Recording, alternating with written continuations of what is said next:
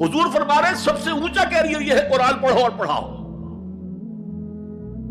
اور یہ تو ہمارے ذمے لگا کر گئے حضور۔ خطبہ حجۃ الوداع میں کیا کہا تھا؟ میں صرف تمہارے لیے تو نہیں بھیجا گیا تھا، وَمَا أَرْسَلْنَاكَ إِلَّا كَافَّةً لِلنَّاسِ بَشِيرًا وَنَذِيرًا، اے محمد ہم نے آپ کو نہیں بھیجا ہے مگر ساری نوع انسانی کے لیے بشیر اور نذیر بنا کر۔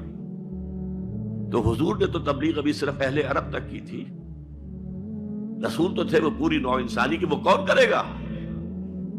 وَكَذَلِكَ جَعَلْنَاكُمْ أُمَّةً وَسَطًا لِتَكُونُوا شُهَدَاءَ عَلَى النَّاسِ وَيَكُونَ الرَّسُولُ عَلَيْكُمْ شَهِيدًا۔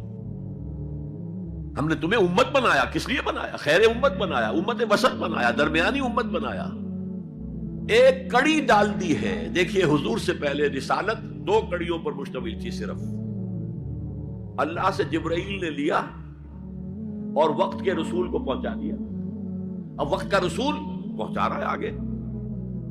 رسالت 2 کڑیوں پر تھی، حضور پر آ کر جب رسالت اور نبوت کی تکمیل ہو گئی، ختم ہو گئے، تو تیسری کڑی لگ گئی، اللہ سے لائے جبرائیل، پہنچایا قرآن کو، حضور نے پہنچایا امت کو، اور امت کے ذمہ اب پہنچاؤ ایک ایک انسان کو۔ یہ ہماری امت کی حیثیت سے ذمہ داری ہے، اور چونکہ ہم نے یہ ذمہ داری بھلا دی اس لیے آج ذلت ہے، خاری ہے۔ کیا حیثیت ہے ہماری؟ 150 کروڑ کے قریب دنیا میں ہو کر کوئی انٹرنیشنل معاملات میں ہم سے کوئی رائے لیتا ہے؟ گسنوی پرست کے بھیا کی اس لیے وہ کون تم؟ حالانکہ دیکھیں کتنا بڑا رقبہ ہے، سارے وسائل اللہ نے دیے۔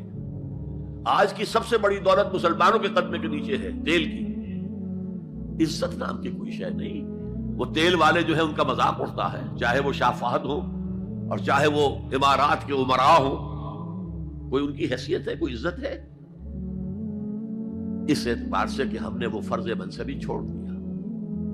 ہمارا فرض تو یہ تھا قرآن پہنچاؤ، اور اس حد تک آپ نے فرمایا بلغوا عنی ولو آیۃ، پہنچاؤ میری جانب سے، اور یہ میری جانب سے یوں سمجھیے انگریزی میں اس کا ترجمہ ہوگا آن مائی بہاف۔ جو بھی حضور کا امتی قرآن پہنچاتا ہے وہ حضور کے بہاف پر پہنچا رہا ہے۔ رسالت حضور کی ہے جو تا قیام قیامت قائم رہے گی۔ نبوت محمدی آپ کے انتقال کے ساتھ ختم ہو گئی، رسالت محمدی تو جاری ہے، تا قیام قیامت جاری ہے، کوئی اور نبی اور رسول آ رہے نہیں۔